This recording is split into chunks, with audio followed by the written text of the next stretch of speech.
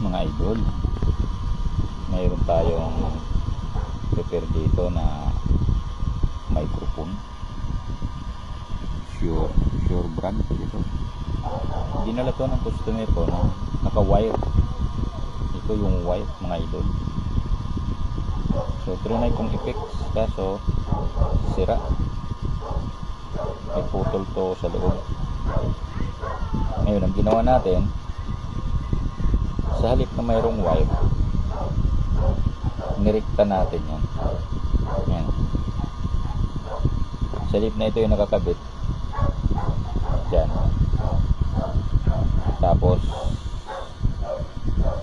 yung male plug nga ito, yung RCE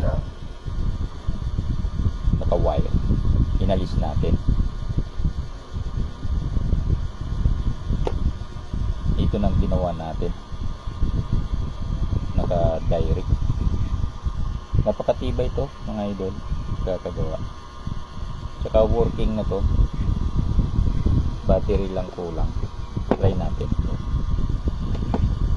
para makita. Yan. So connected sa microphone.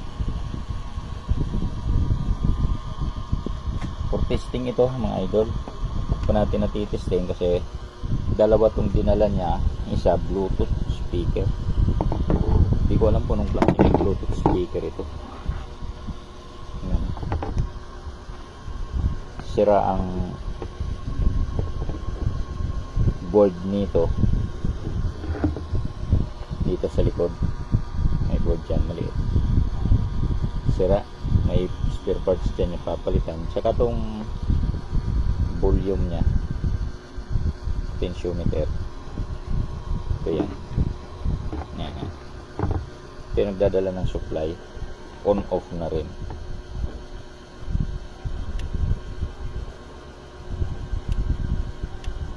May problema, kaya papalitan natin, kaya modified natin yan mga idol. Pero itong mic okay na to, connected na yan.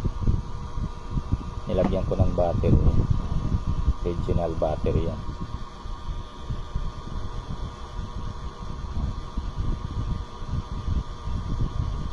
So original na battery nilagyan ko for the meantime na. So okay na to mga idol, patayin lang muna natin. Pag pinatay ito, makita nyo yan, nag-blink yung pinaka microphone.